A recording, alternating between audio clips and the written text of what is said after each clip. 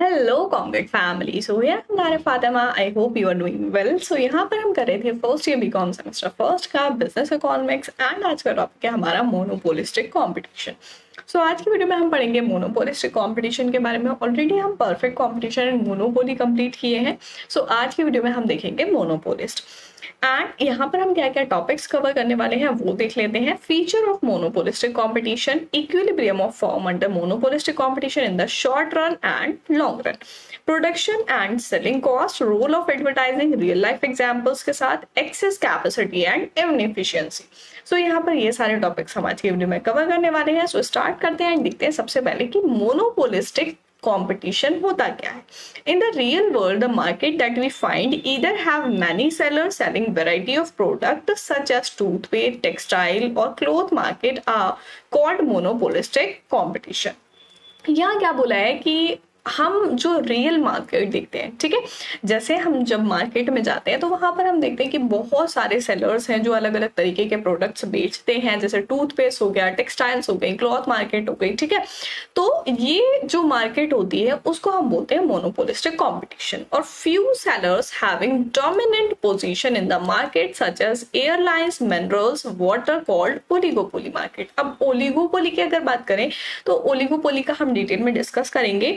जहां पर कुछ सेलर होते हैं वो होता है ओलिगोपोली, जैसे एयरलाइंस और मिनरल्स वाटर का हो गया, ठीक है। Monopolistically competitive market is a market which has some characteristic of perfect competition and some of monopoly. अभी देखो, हमने प्रीवियस वीडियोस में देखा था कि परफेक्ट कंपटीशन क्या होता है एंड मोनोपोली क्या होता है। तो जो मोनोपोलिस्टिक है उसमें बोला है कि जो मोनोपोलिस्टिक की कैरेक्टरिस्टिक्स होती हैं वो परफेक्ट और मोनोपोली दोनों की मिला के होती है, ठीक है। तो वो अगर आपने लेक्चर्स नहीं देखे देन पहले जाके वो देख लीजिए। अब हम देखेंगे इसकी क्या कैरेक्टरिस्टिक्स या फिर क्या फीचर्स होते हैं। सो यहाँ पर मोनोपोलिस्टिक के आपको गिवन है, first one is fairly large number of sellers. जो मोनोपोलिस्टिक कंपटीशन होता है तो मोनोपोलिस्टिक में जो नंबर ऑफ सेलर्स होते हैं वो बहुत ज्यादा हाई होते हैं। जैसे अगर हम एग्जांपल लें सोप का, ठीक है, एंड टूथपेस्ट का, तो ये जो होते हैं इसमें क्या होता है, बहुत वैरायटी मिल जाती है आपको एंड जो सेलर होते हैं वो बहुत ज्यादा होते हैं। And fairly large number of buyers, यहाँ पर बायर्स होगा, ठीक है, कि बायर्स भी जो होते हैं वो भी बहुत ज्यादा होते हैं, क्योंकि ये चीजें ऐसी होती हैं कि ऑलमोस्ट हर कोई यूज करता है, ठीक है। सोप, टूथपेस्ट एंड ये सारी चीजें हर कोई यूज करता है। बस ये कह सकते हो कि भाई उसमें जो अलग अलग प्रोडक्ट है वो यूज करते हैं, बट जो मेन चीज है कि भाई सोप, अब चाहे वो आप लक्स का यूज करो, चाहे गोदरेज का यूज करो, चाहे कोई सा भी यूज करो, बट आप सोप यूज करते हो, ठीक है। तो ये लार्ज नंबर ऑफ बायर्स यहाँ पर रहते हैं। And then close substitute product. Close substitute मतलब कि ऐसे प्रोडक्ट होते हैं कि हम एक की जगह दूसरा यूज कर सकते हैं। जैसे कि अगर आप मान लो लक्स का यूज करते हो सोप, ठीक है। अब आप अपने पास के जो रिटेल शॉप है वहां पर गए, आपका जो साबुन है वो खत्म हो गया था, सोप खत्म हो गया। अब आप रिटेल स्टोर पे गए, वहां आप गए तो उन्होंने बोला भाई कि लक्स जो है अभी लक्स की शॉर्टेज है, उसका स्टॉक खत्म हो गया है, आप जो है गोदरेज का ले जाइए, ठीक है। तो आप क्या करोगे, गोदरेज ले जाओगे एक बार, है ना। एक बार में कोई इतनी बड़ी वो नहीं है उसमें कि अगर आप लक्स यूज कर रहे हो तो उसी को यूज करोगे, आप वो ले जाओगे, ठीक है, क्योंकि दोनों हैं तो साबुन ही। अब यहाँ क्या बोला है कि क्लोज सब्स्टिट्यूट होता है। क्लोज सब्स्टिट्यूट मतलब कि आप लक्स की जगह यहाँ पर जो गोदरेज है वो भी यूज कर सकते हो, ठीक है। एंड यहाँ पर क्या बोला है, जैसे इसी तरीके से हमारे शैम्पूज भी आ जाते हैं, टूथपेस्ट आ जाते हैं, ठीक है। एंड फ्री एंट्री एग्जिस्ट, यहाँ पर फ्री एंट्री होती है, कोई भी फर्म फ्रीली एंटर कर सकती है, कोई भी फर्म फ्रीली एग्जिट कर सकती है, ठीक है। इसीलिए यहाँ पर लार्ज नंबर ऑफ सेलर होते हैं क्योंकि एंट्री जो है वो फ्री है। एंड देन नेक्स्ट है सेलिंग कॉस्ट। अब सेलिंग कॉस्ट क्या है, यहाँ पर सेलिंग कॉस्ट में हमारी आ जाती है एडवर्टाइजिंग, ठीक है। एडवर्टाइजिंग क्यों भाई, जब मोनोपोलिस्टिक कंपटीशन है तो यहाँ पर जो सेलर है वो बताया कि बहुत ज्यादा सेलर है, बायर्स भी बहुत ज्यादा है बट सेलर बहुत ज्यादा है। तो मतलब अगर जैसे मान लो कि कोई एक पर्टिकुलर एरिया है, वहां पर किसी भी प्रोडक्ट की 100 यूनिट की सेल होती है, ठीक है। तो अगर वहां पर 5 सेलर हैं, ठीक है, 5 सेलर है, तो अगर हम एवरेज लगाएं तो 20-20 यूनिट इन सबके पास से बिकता है, ठीक है, 20-20 यूनिट बिकता है। तो अगर यहाँ पर सेलर और बढ़ जाएंगे, ठीक है, 5 की जगह 10 हो गए यहाँ पर, ठीक है, 10 सेलर हो गए, तो ये जो क्वांटिटी सेल हो रही थी अब ये क्या होगी, आधी हो जाएगी, क्योंकि सेलर बढ़ गए है ना, तो 10-10 यूनिट्स इनकी सेल होगी। तो यहाँ क्या बोला है कि सेलिंग कॉस्ट लगानी पड़ती है, सेलिंग कॉस्ट मतलब कि एडवर्टाइज करना पड़ रहा है, एंड उसमें हमारा जो पैसा लग रहा है वो सेलिंग कॉस्ट होती है। कि भाई अगर इसमें से कोई एक प्रोड्यूसर है, ठीक है, ये वाला जो प्रोड्यूसर है उसने बहुत हैवी एडवर्टाइजिंग कर दी, अच्छा खासा पैसा लगा के अपने प्रोडक्ट का खूब एडवर्टाइज किया, ताकि जो उसका प्रोडक्ट है वो ज्यादा सेल हो सके। मतलब यहाँ पर जितने भी ये जो सारे प्रोड्यूसर हैं, तो मतलब एडवर्टाइज करेगा, वहां पर लोग उस प्रोडक्ट को ज्यादा जानेंगे, उसकी ज्यादा अच्छी वो सेल होगी, ठीक है। तो यहाँ पर सेल को बढ़ाने के लिए एडवर्टाइज किया, तो वो होती है सेलिंग कॉस्ट। ये सिर्फ मोनोपोलिस्टिक में होती है, ठीक है, क्योंकि मोनोपोली की अगर हम बात करें, मोनोपोली में तो सिंगल सेलर होता है, उसमें तो कोई जरूरत ही नहीं है, ठीक है, तो यहाँ पर सेलिंग कॉस्ट लगती है। And then next is product differentiation. Product differentiation क्या होता है, यहाँ बोला है कि प्रोडक्ट जो है वो सिमिलर तो होता है बट डिफरेंशिएट होता है, ठीक है, एक दूसरे से अलग होता है। And nature of demand curve, demand curve का जो नेचर होता है वो मोर इलास्टिक होता है, ठीक है, मोर इलास्टिक होता है, क्योंकि ये जो चीजें हैं ये रोज की यूज की चीजें हैं हमारी, ठीक है, इसलिए यहाँ पर मोर इलास्टिक है। फीचर समझ में आ गए। मोनोपोलिस्टिक क्या है, मोनोपोलिस्टिक जो होती है उसमें मोनोपोली और परफेक्ट कॉम्पिटिशन दोनों के ही यहाँ पर जो आपके फीचर्स या फिर कैरेक्टरिस्टिक होते हैं वो दोनों ही यहाँ पर आ जाते हैं, ठीक है। सो ये हो गया हमारा फीचर्स। एंड देन नेक्स्ट हम देखेंगे प्रोडक्ट डिफरेंशिएशन। प्रोडक्ट डिफरेंशिएशन क्या है, product differentiation is characteristic of monopolistic competition. Monopolistic competition की एक कैरेक्टरिस्टिक है, product are close substitute of each other due to small difference in them. जैसे अभी हमने बात की कि भाई लक्स और गोदरेज, ठीक है, 2 साबुन ले लिए, ठीक है, अब ये दोनों साबुन क्या बोला है कि एक दूसरे के क्लोज सब्स्टिट्यूट है, एक की जगह पे हम दूसरा यूज कर सकते हैं, ठीक है। एंड यहाँ पर बहुत स्मॉल डिफरेंसेस होते हैं, बस हल्का सा अगर आपको फ्रेग्रेंस का डिफरेंस देखने को मिलेगा या फिर हल्का सा आपको शेप में डिफरेंस देखने को मिलेगा, है ना, बट ऑलमोस्ट सेम होते हैं। इन case of like in case of product like soap, garment, toothpaste, etc., variety of products are available, but each product is different from another due to following factor. अब देखो हम ये तो कह रहे हैं कि प्रोडक्ट जो है वो सेम है, एक की जगह पे हम दूसरा यूज कर सकते हैं, बट एक दूसरे से अलग तो होते हैं। अब वो किस किस तरीके से अलग हो सकते हैं वो यहाँ पर बताया कि कौन कौन से फैक्टर से वो अलग होते हैं। जैसे अगर गारमेंट्स में हम शर्ट का एग्जाम्पल लें, ठीक है, अब शर्ट आपकी ब्लैक है, व्हाइट है, ठीक है, ये हो गया डिफरेंशिएशन, बट है तो सारी शर्ट्स, है ना, आप कोई सी भी यूज कर सकते हो शर्ट की जगह, बट डिफरेंशिएशन है यहाँ पर कि किस तरीके से अलग है, कि उसका कलर अलग है, ठीक है। एंड साइज की बात तो कर लें कि साइज अलग है, बड़ा है, छोटा है, ठीक है। एंड टूथपेस्ट का इसी तरीके से आ जाएगा। सो यहाँ पर किस तरीके से अलग है वो बताया गया। First one is brand name, जैसे मैंने ब्रांड नेम से ही बताया यहाँ पर लक्स और गोदरेज, ठीक है, तो ये ब्रांड नेम हो जाएंगे, एक का लक्स है, एक का गोदरेज है, आप अलग अलग उसको पहचान सकते हो, ये वाला लक्स है, ये वाला गोदरेज है। दूसरी चीज साइज का, कि भाई है दोनों, अगर मान लो 10 रुपए के, ठीक है, 10 का ये 10 का ये, बट लक्स का जो आप सोप देखोगे वो थोड़ा सा छोटा हो गया, बट गोदरेज का जो है वो थोड़ा सा बड़ा हो गया। तो यहाँ पर शेप का, वो साइज का यहाँ पर आपको थोड़ा सा डिफरेंशिएशन मिल जाएगा कि साइज जो है दोनों का अलग अलग है। या फिर अगर हम बात करें डिजाइन की, तो डिजाइन जाहिर सी बात है, हर ब्रांड अपना अलग डिजाइन बनाती है अपने प्रोडक्ट को अलग दिखाने के लिए, ठीक है, तो डिजाइन सबका अलग होता है। एंड कलर, कलर की भी बात करें तो कलर अगर हम एग्जांपल है तो गोदरेज का अगर ले लें येलो, ठीक है, एंड लक्स का जो होता है वो पिंक या व्हाइट, ठीक है, तो यहाँ पर कलर अलग अलग हो गया। या फिर सेल्समैनशिप अलग हो गई, ठीक है, सेल्समैन की क्या तरीका है उसको बेचने का, ठीक। तो इस तरीके से प्रोडक्ट जो है उसको हम पहचान सकते हैं, प्रोडक्ट डिफरेंशिएशन यहाँ पर होता है, एंड ये मोनोपोलिस्टिक में होता है, ठीक है। द नेक्स्ट पॉइंट हम देखेंगे short term equilibrium of a firm under monopolistic competition. Monopolistic competition में शॉर्ट रन में कब कोई फर्म इक्विलिब्रियम में आती है। Monopolistically competitive firm can operate with super normal profit, normal profit और loss in short run. Short run में 3 case हो सकते हैं, एक तो सुपर नॉर्मल प्रॉफिट यानी कि एक्सेस प्रॉफिट हो सकता है, या फिर नॉर्मल प्रॉफिट और लॉस होता है। तो यहाँ पर सबसे पहले हम देखेंगे एक्सेस प्रॉफिट, जब बहुत ज्यादा प्रॉफिट होता है फर्म को, ठीक है। बहुत ज्यादा कब हो रहा है, यहाँ पर आपको फर्स्ट वाली फिगर गिवन है, ठीक है। फर्स्ट वाले में आपको दिया है cost of revenue and output, ठीक है। वाई एक्सेस पर आपको कॉस्ट ऑफ रेवेन्यू दिख रहा है एंड एक्स एक्सेस पर आपको आउटपुट दिख रहा है। अब यहाँ क्या बोला है कि एक्सेस प्रॉफिट कब होता है, देखो जब कॉस्ट जो है हमारी कम होती है एंड जो रेवेन्यू निकल के आता है वो ज्यादा आता है, ठीक है।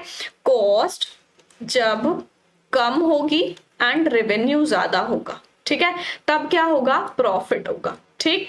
एंड इसके अपोजिट अगर हम बात करें तो कॉस्ट अगर ज्यादा होगी एंड रेवेन्यू कम होगा तो यहां पर होगा लॉस, ठीक है। अब देखो एक्सेस प्रॉफिट और नॉर्मल प्रॉफिट में कंडीशन यही है, बस ये है कि कॉस्ट अगर ज्यादा कम हो रही है एंड रेवेन्यू बहुत ज्यादा अर्न हो रहा है तो वो एक्सेस प्रॉफिट कहलाता है। यहाँ पर आप देखोगे ये वाला चीज जो है दिख रहा है आपको, ये तो ये है आपका एक्सेस प्रॉफिट, ठीक है। यहाँ पर अब किस तरीके से आया है ये देखो, यहाँ आपको गिवन है ये वाले आउटपुट गिवन है एंड ये आपको गिवन है कॉस्ट ऑफ रेवेन्यू, ठीक। अब आपका मार्जिनल कॉस्ट जो है वो इस तरीके से जा रहा है, मार्जिनल कॉस्ट एंड ये जा रही है आपकी एवरेज कॉस्ट, ठीक है। और ये आया आपका marginal revenue, marginal cost marginal revenue यहाँ पर आके इक्वल हुई, ठीक है। मार्जिनल कॉस्ट मार्जिनल रेवेन्यू जहां इक्वल होते हैं वही इक्विलिब्रियम पॉइंट होता है। तो यहाँ पर जब इक्वल हो रहा है यानी कि अगर हम मार्जिनल कॉस्ट और मार्जिनल रेवेन्यू को देखें सिर्फ, ठीक है, तो ये मार्जिनल कॉस्ट जा रही है एंड ये मार्जिनल रेवेन्यू आ रहा है, तो ये वाला पॉइंट जो है ये इक्विलिब्रियम कहलाएगा, यानी कि इक्विलिब्रियम यहाँ पर कॉस्ट और रेवेन्यू दोनों चीजें बराबर थी, ठीक। अब इसके जितने ऊपर जाएगा ये चीज, जितने ऊपर जाएगी उतना प्रॉफिट इंक्रीज होता रहेगा, ठीक है। तो यहाँ पर जितना ऊपर जा रहा है उतना प्रॉफिट अर्न हो रहा है, यानी कि यहाँ पर एक्सेस प्रॉफिट हुआ है, ठीक है। तो यहाँ पर एक्सेस प्रॉफिट हुआ है। एंड दूसरा केस अगर हम देखें नॉर्मल प्रॉफिट का, नॉर्मल प्रॉफिट में क्या होगा, ये देखो आपका मार्जिनल रेवेन्यू ये आ रहा है, ठीक है, मार्जिनल रेवेन्यू ये आएगा, ये आ गया मार्जिनल रेवेन्यू, ठीक है। एंड मार्जिनल कॉस्ट कर्व आपका ये जा रहा है, इट मींस कि यहाँ पर इक्विलिब्रियम पॉइंट बन रहा है, ठीक है। यहाँ पर इक्विलिब्रियम पॉइंट बन रहा है कि यहाँ पर marginal cost marginal revenue equal है दोनों। अब जहां पर आपका रेवेन्यू जो है वो इंक्रीज होगा एंड कॉस्ट जो है वो कम होगी, तो वो ये वाली चीज जो है आपकी ये पॉइंट ये आ जाएगा आपका नॉर्मल प्रॉफिट, ठीक है, नॉर्मल प्रॉफिट। अब देखेंगे कि लॉस कब होगा, अब ये वाला जो आ रहा है ये लॉस का आ रहा है, ठीक है। तो यहाँ पर लॉस हो जाएगा इस तरीके से, कॉस्ट ऑफ ये कॉस्ट एंड रेवेन्यू गिवन है आपको एंड एक्स एक्सिस पर जो है वो सब पे आउटपुट गिवन है। तो तीनों समझ में आ गए, एक्सेस प्रॉफिट कैसे होगा, नॉर्मल प्रॉफिट कैसे होगा और लॉस कैसे होगा, ठीक है। शॉर्ट रन का समझ आ गया। देन हम देखेंगे लॉन्ग रन में। Long run equilibrium of a firm under monopolistic competition. In the long run, it is possible for the firm to make all necessary changes in its fixed factor of production. अब देखो जब भी short run की बात होती है तो उसमें हमारे वेरिएबल फैक्टर और फिक्स्ड फैक्टर दोनों ही आते हैं, बट जब लॉन्ग रन होता है तो लॉन्ग रन में सिर्फ वेरिएबल फैक्टर होते हैं, वहां पर कोई भी फिक्स्ड फैक्टर नहीं होता है। तो यहाँ पर बोला है कि लॉन्ग रन में जो है फर्म वो जो भी नेसेसरी चेंजेस करना चाहती है फिक्स फैक्टर में वो चेंजेस कर सकती है। All the cost are variable, firm can not continue to operate with loss. अब यहाँ पर सारे ही वेरिएबल फैक्टर होते हैं क्योंकि लॉन्ग रन में जो फर्म है वो लॉस के साथ ऑपरेट नहीं कर सकती, ठीक है। कि भाई अगर थोड़े टाइम से लॉस चलता हुआ रहा है तब तो ठीक है, बट अगर बहुत ज्यादा लंबे टाइम से लॉस चलता हुआ रहा है तो फर्म आगे ऑपरेशंस कंटिन्यू नहीं करेगी, ठीक है। देयर इज नॉर्मल प्रॉफिट, तो लॉन्ग रन में जो है वो हमारा नॉर्मल प्रॉफिट का केस रहता है, ठीक है। लॉस का केस यहाँ पर नहीं आएगा। तो नॉर्मल प्रॉफिट का जैसे अभी हमने पीछे देखा उसी तरीके से यहाँ आ जाएगा, बट यहाँ क्या है एवरेज कॉस्ट आएगा, ठीक है। मार्जिनल कॉस्ट आ गया एंड ये आ गया हमारा एवरेज कॉस्ट का, ये है मार्जिनल रेवेन्यू, ठीक है। मार्जिनल कॉस्ट ये वाला एंड मार्जिनल रेवेन्यू जब हमारे इक्वल होंगे तो ये इक्विलिब्रियम पॉइंट होगा एंड यहाँ पर ये चीज जो है ये नॉर्मल प्रॉफिट हो जाएगा, ठीक है। तो लॉन्ग रन में यहाँ पर नॉर्मल प्रॉफिट होता है। एंड देन नेक्स्ट देखेंगे production cost and selling cost. जैसे अभी हमने देखा जो मोनोपोलिस्टिक कॉम्पिटिशन है वहां पर सेलिंग कॉस्ट इसकी एक कैरेक्टरिस्टिक रहती है। तो production cost include all those expenditure incurred by the firm to produce a commodity and to reach to shops. Production cost जो है उसमें सारे एक्सपेंडिचर आ जाते हैं, जितने भी खर्चे होते हैं फर्म के द्वारा, जो भी खर्चे किए गए हैं उस प्रोडक्ट को, उस कमोडिटी को प्रोड्यूस करने के लिए एंड उसको शॉप्स तक पहुंचाने के लिए, जहां से वो सेल होंगी कंज्यूमर के पास तक पहुंचेंगी। ठीक है, तो वो सारे खर्चे जो होते हैं वो प्रोडक्शन कॉस्ट में आते हैं। जैसे अगर हम स्टार्टिंग पॉइंट से ले यहाँ से कि कोई भी एक प्रोड्यूसर है तो वो यहाँ से स्टार्ट करता है कि उसने परचेज किया रॉ मटेरियल, अपने सारे एसेट से खरीदे, जो भी चीजें उसमें लगनी है, लेबर, कैपिटल, जितना भी खर्चा है वो सारा खर्चा करने के बाद एंड ट्रांसपोर्टेशन कॉस्ट लगाने के बाद शॉप तक जो पहुंचा है, तो शॉप तक पहुंचाने तक जो भी खर्चा होता है वो होती है प्रोडक्शन कॉस्ट। ठीक है, production cost it includes rent on land, wages, salaries paid to worker, interest on capital, depreciation charges, taxes, etc. ये सारी चीजें इसमें आ जाती हैं और भी बहुत सारी चीजें होती हैं। जैसे लैंड मतलब कि कोई भी बिजनेस के लिए ऐसी जगह जहां पर वो प्रोडक्शन हो रहा है उसके लिए रेंट पे कर रहे हैं, वो खर्चा हो गया। वेजेस मतलब जो वर्कमैन है उनको जो वेजेस दिए जा रहे हैं, सैलरीज दी जा रही है वर्कर को, कैपिटल जो लगी है उस पर इंटरेस्ट पे किया जा रहा है, या फिक्स्ड एसेट जो है उस पर डेप्रिसिएशन लग रहा है, टैक्सेस लग रहे हैं किसी भी तरीके के, तो ये सारी चीजें जो है ये प्रोडक्शन कॉस्ट में आ जाती हैं। The objective of production cost is to produce a commodity. अब कोई भी बिजनेस फर्म प्रोडक्शन कॉस्ट क्यों लगाती है? किसी भी एक प्रोडक्ट को बनाने के लिए, किसी भी एक कमोडिटी को प्रोड्यूस करने के लिए। ठीक है, on the other hand the purpose of selling cost is to increase the sale of its product in the market. अब देखो, पहले तो प्रोडक्शन कॉस्ट आएगी कि किसी भी प्रोडक्ट को बना लिया, ठीक है, पैसा लगा के, अब उसको बेचना है, ठीक है, सेल करना है, तो जो सेलिंग कॉस्ट होती है वो होती है सेल को इंक्रीज करने के लिए, कि प्रोडक्ट ज्यादा से ज्यादा बिके, तो वो सेलिंग कॉस्ट होती है। Selling costs are incurred in various forms like TV advertisement, newspaper advertisement, pamphlet, hoardings, distribution of free sample, discount offered on product, exhibitions, etc. अब देखो सेलिंग कॉस्ट जो है यानी कि एडवर्टाइजमेंट जो किसी भी प्रोडक्ट का होगा वो बहुत तरीके से होता है। किस तरीके से लगती है कि अगर किसी कोई भी बिजनेस फर्म है उसने अपने प्रोडक्ट का टीवी पर एडवर्टाइजमेंट किया, अब जरूरी तो नहीं है कि वो टीवी एडवर्टाइजमेंट जो है वो उसको फ्री में होगा, उसके लिए कुछ ना कुछ पैसा उसको देना पड़ेगा, कॉस्ट लगानी पड़ेगी, वो कॉस्ट सेलिंग कॉस्ट होती है। न्यूज़पेपर में बहुत सारी कंपनीज अपने प्रोडक्ट का एडवर्टाइज करती हैं, उसके लिए पैसा देना होता है, पैम्पलेट छपवाती हैं, होर्डिंग्स लगवाते हैं एंड कुछ फ्री सैंपल भी डिस्ट्रीब्यूट करते हैं अपने प्रोडक्ट का कि भाई अगर हमारा प्रोडक्ट अच्छा लगेगा किसी को तो वो खरीदेंगे इसको, एंड कुछ प्रोडक्ट्स पर डिस्काउंट ऑफर करके या फिर एग्जीबिशंस लगा के। सो ये जो खर्चा होता है ये सारा खर्चा आता है सेलिंग कॉस्ट में। अब सेलिंग कॉस्ट से एक चीज क्या होती है भाई, सेलिंग कॉस्ट अगर किसी प्रोडक्ट पे लग रही है तो प्रोड्यूसर जो है वो सेलिंग कॉस्ट का पैसा कंज्यूमर से ही लेंगे। अगर कोई एक प्रोडक्ट 10 रुपए का बिक रहा था, नॉर्मल कॉस्ट उसमें जो लग रही थी, अब उन्होंने इसको एडवर्टाइज किया, एडवर्टाइजमेंट पे उसका खर्चा हुआ, तो सेलिंग कॉस्ट जो है वो भी प्राइस में ऐड कर देंगे कि इसमें 2 रुपए ऐड कर दिए, अब आपको वो 12 रुपए का पड़ेगा। तो वो अपने पास से खर्चा नहीं कर रहा है, कंज्यूमर से ही सारा लेते हैं वो। ठीक है, तो इससे क्या होगा, सेलिंग कॉस्ट जितनी लगती है, एडवर्टाइजमेंट किया तो सेलिंग कॉस्ट से प्राइस जो होता है वो इंक्रीज हो जाता है। ठीक है, वो पे करना पड़ता है कंज्यूमर को। सो समझ में आ गया प्रोडक्शन एंड सेलिंग कॉस्ट क्या होती है। नेक्स्ट पॉइंट हम देखेंगे रोल ऑफ एडवर्टाइजमेंट। एडवर्टाइजमेंट का क्या रोल होता है, बहुत बड़ा रोल होता है। एडवर्टाइजमेंट किसी को भी, कोई भी कंज्यूमर है उसको अच्छे से इन्फ्लुएंस कर लेता है ताकि वो उस प्रोडक्ट को खरीद सके। Due to availability of close substitute product, advertisement और selling cost plays an important role under monopolistic competition. अब मोनोपोलिस्टिक में क्या है, जैसे अभी हमने देखा कि बहुत ज्यादा सेलर्स होते हैं एंड सब्स्टिट्यूट भी प्रोडक्ट के बहुत ज्यादा होते हैं, तो यहाँ पर प्रोड्यूसर जो होते हैं उनको एडवर्टाइजमेंट करना या सेलिंग कॉस्ट लगाना बहुत ज्यादा इंपॉर्टेंट लगता है मोनोपोलिस्टिक कंपटीशन में। ठीक है, these advertisement are undertaken through exhibitions, TV hoarding, discount, distribution of free sample etcetera. So यहाँ पर अभी हमने देखा कि एडवर्टाइजमेंट जो है वो किस किस तरीके से कर सकते हैं, एग्जीबिशंस के through, TV advertisement, newspaper advertisement, किसी भी तरीके से कर सकते हैं। ठीक है, the purpose of selling cost is to increase the sale of commodity in the market. जो मेन पर्पज होता है सेलिंग कॉस्ट लगाने का, अब कोई भी प्रोड्यूसर है उसको ऐसे फालतू में तो वो अपना पैसा खर्च करेगा नहीं, है ना, कि सेलिंग कॉस्ट जबरदस्ती करवा रहे हैं। वो किस लिए करते हैं, ताकि जो प्रोडक्ट है उसकी सेल इंक्रीज हो सके, ठीक है। तो मार्केट में उसकी सेल को इंक्रीज करने के लिए सेलिंग कॉस्ट लगाई जाती है। There are many advertisement which gives an information about the availability of various product in the market and also inform them about quality and usages of product. Market में बहुत सारे advertisement ऐसे होते हैं जो किसी भी प्रोडक्ट की इंफॉर्मेशन देते हैं, उसकी अवेलेबिलिटी बताते हैं कि किस टाइप का प्रोडक्ट मार्केट में अवेलेबल है, एंड उस चीज की इंफॉर्मेशन देते हैं, क्वालिटी और किस तरीके से उसको यूज कर सकते हैं। अब अगर आप प्रैक्टिकली सोच के देखो तो बहुत सारी चीजें ऐसी होती है कि आप एडवर्टाइजमेंट उसका देख के उसको खरीदते हो, बहुत सारी चीजें ऐसी होंगी, एंड रोज हम देखते हैं बहुत सारी चीजों के एडवर्टाइजमेंट देखते हैं, बट ऐसा भी नहीं है कि जितने एडवर्टाइजमेंट हम देखते हैं उन सारी ही चीजों को खरीद ले, है ना। जो हमारी यूज की होती है, हमें अच्छी लगती है, जिनकी हमें जरूरत होती है, वही हम खरीदते हैं, ठीक है।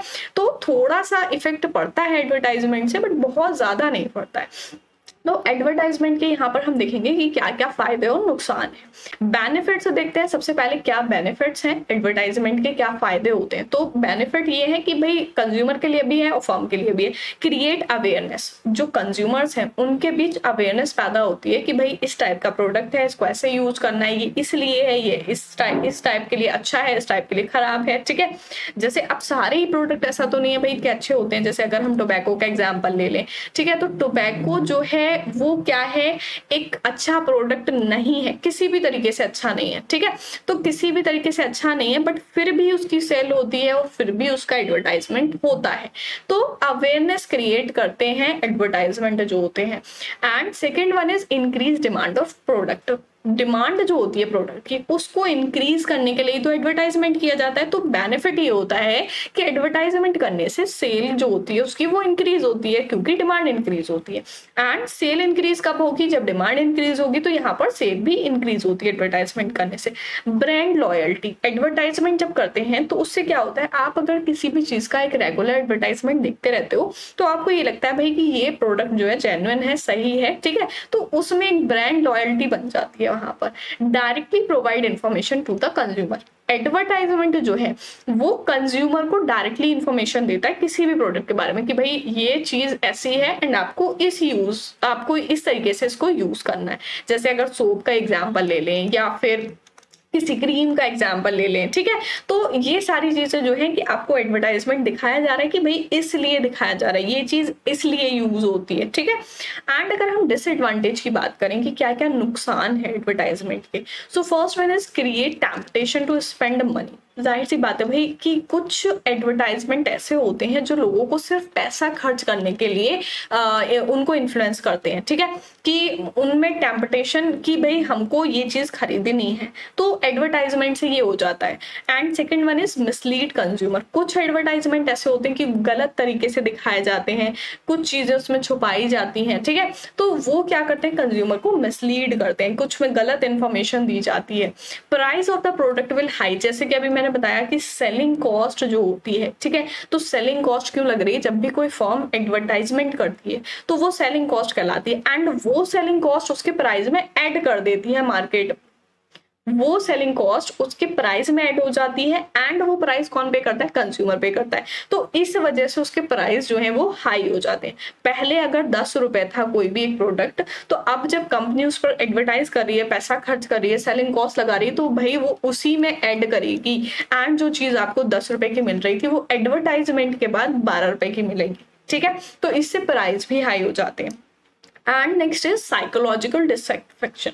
साइकोलॉजिकल डिससेटिस्फेक्शन का मतलब यहाँ पर क्या है कि कुछ चीजें ऐसी एडवर्टाइज की जाती हैं जो बहुत हाई लेवल की होती हैं, बहुत एक्सपेंसिव होती हैं, जिनको कुछ लोग ऐसे होते हैं पुअर पीपल्स जो अफोर्ड नहीं कर सकते, एंड इसी वजह से उनको साइकोलॉजिकली डिससेटिस्फेक्शन होता है भाई कि हमारे पास इतने पैसे नहीं है जो हम इसको खरीद सके, ठीक है, तो बट हमको यूज करना है, तो इस वजह से कि भाई हम अफोर्ड नहीं कर सकते, तो इस वजह से उनको डिससेटिस्फेक्शन होता है एडवर्टाइजमेंट देख के, ठीक है। And next is many people consume food items like junk food. ठीक है। जंक फूड, जैसे कि जंक फूड का बहुत ज्यादा इस टाइम एडवर्टाइजमेंट होता है एंड बहुत सारे लोग उसको कंज्यूम भी करते हैं। जैसे कि एग्जांपल लें हम, तो जोमेटो का भी आपके पास एक एडवर्टाइज आ जाए एंड उसमें एक बहुत ही अच्छा सा पिज्जा बना हुआ आ जाए, तो आप नहीं भी खरीदते होगे तो आपको देख के मन करने लगेगा भाई चलो मंगा लो, और वो ऊपर से लगा देते हैं कि 20% ऑफ, 5% ऑफ, है ना।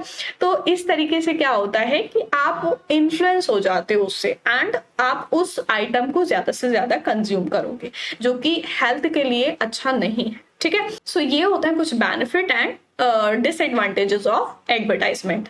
एंड नेक्स्ट पॉइंट हम देखेंगे wastage under monopolistic competition. Monopolistic competition के अंदर क्या क्या वेस्टेज होती है। First one is excess capacity. Excess capacity means ज्यादा कैपेसिटी जिस चीज की है, ठीक है। Excess capacity is created under monopolistic competition. The equilibrium of a firm under monopolistic competition is attained at less than optimum level of output. This means that resources are not fully utilized. यहाँ पर क्या बोला है कि जो resources को use किया जा रहा है मोनोपोलिस्टिक कंपटीशन में, तो उन रिसोर्सेज से जो लेवल ऑफ आउटपुट निकल के आ रहा है, तो उसमें हम कम रिसोर्सेज भी लगा के वो आउटपुट अचीव कर सकते हैं, अटेन कर सकते हैं। तो वहां पर क्या हो रहा है, रिसोर्सेज का फुल्ली यूटिलाइजेशन नहीं हो रहा है, वेस्टेज हो रही है रिसोर्सेज की, ठीक है। तो एक्सेस कैपेसिटी का मतलब ये है कि भाई जितने रिसोर्सेज हमारे पास हैं, तो हमारी कैपेसिटी उससे ज्यादा है कि हम उससे ज्यादा प्रोडक्शन वहां पर कर सकें, उससे ज्यादा लेवल ऑफ आउटपुट निकाल सकें, ठीक है। And then second one is unemployment. Unemployment यहाँ बोला है, the production capacity of firm is not fully utilized, the problem of unemployment occur in case of monopolistic competition. जैसे ऊपर बोला कि जो रिसोर्सेज थे, जितने रिसोर्सेज थे, जैसे अगर मान लो कोई भी फर्म 500 यूनिट्स बना रही है, ठीक है। अब उसमें अगर कोई रिसोर्सेज, जैसे हम मान लेते हैं रॉ मटेरियल का, ठीक है। रॉ मटेरियल का अगर हम मान लें कि 50 यूनिट्स में 500 यूनिट्स आपकी बन जाती हैं, ठीक है। 50 यूनिट में 500 यूनिट बन रही हैं, तो अगर आप इन 50 यूनिट को लगा के सिर्फ 400 यूनिट बना रहे हो, ठीक, तो यहाँ पर क्या है कि यूज आप सारी कर रहे हो, रॉ मटेरियल जो है वो सारा यूज कर रहे हो। अब उससे आप 400 बना रहे हो बट 500 भी बना सकते हो, तो यहाँ रिसोर्सेज का वेस्ट हो रहा है। तो अगर रिसोर्सेज को अच्छे से यूज किया जाए तो एम्प्लॉयमेंट भी बढ़ सकता है, क्योंकि जब ज्यादा प्रोडक्शन होगा, ज्यादा लेवल ऑफ आउटपुट निकलेगा, तो ज्यादा लोगों की जरूरत होगी, तो वहां पर एम्प्लॉयमेंट होगा, ठीक है। And then third is exploitation of consumer. Consumer का एक्सप्लॉयटेशन किया जा रहा है, किस तरीके से, due to product differentiation firm has to incur selling cost under monopolistic competition. Selling cost लगाती है जो भी मोनोपोलिस्टिक फर्म होती है, क्यों, एडवर्टाइज करने के लिए, अपनी सेल को बढ़ाने के लिए। बट वो एडवर्टाइजमेंट का खर्चा जो होता है वो किसको देना है, वो तो कंज्यूमर को देना है, उसके ऊपर फालतू का प्राइस बढ़ रहा है ना। Therefore consumer have to pay higher price for the product and this led to exploitation of the consumer. और यही बोला है कि इसी वजह से कंज्यूमर को प्राइस जो है वो हाई पे करने पड़ते हैं, ठीक है, किसी भी प्रोडक्ट के, क्योंकि उसमें सेलिंग कॉस्ट भी ऐड हो जा रही है, तो इसी से कंज्यूमर का एक्सप्लॉयटेशन हो रहा है। आई होप समझ में आ गया होगा क्या होता है वेस्टेज अंडर मोनोपोलिस्टिक कंपटीशन। सो आज के लेक्चर में हमने देखा मोनोपोलिस्टिक कंपटीशन के बारे में। फर्स्ट वन हमने देखा मोनोपोलिस्टिक कंपटीशन क्या होता है, then features of monopolistic competition and product differentiation क्या होता है, शॉर्ट रन इक्विलिब्रियम क्या होता है मोनोपोलिस्टिक में, एंड लॉन्ग रन इक्विलिब्रियम क्या होता है, एंड देन प्रोडक्ट कॉस्ट और सेलिंग कॉस्ट क्या होती है, दोनों में अच्छे से डिफरेंस समझ में आ गया। एंड रोल ऑफ एडवर्टाइजिंग क्या होता है कि किसी भी फर्म पर, किसी भी कंज्यूमर पर एडवर्टाइजिंग का क्या इफेक्ट पड़ता है, क्या रोल रहता है एडवर्टाइजमेंट का, एंड एडवर्टाइजमेंट के बेनिफिट और disadvantage, and lastly wastage under monopolistic competition. I hope सारी चीजें अच्छे से समझ आ गई होंगी। सो नेक्स्ट वीडियो में करेंगे हम नेक्स्ट टॉपिक। मिलते हैं नेक्स्ट वीडियो में, तब तक के लिए गुड बाय।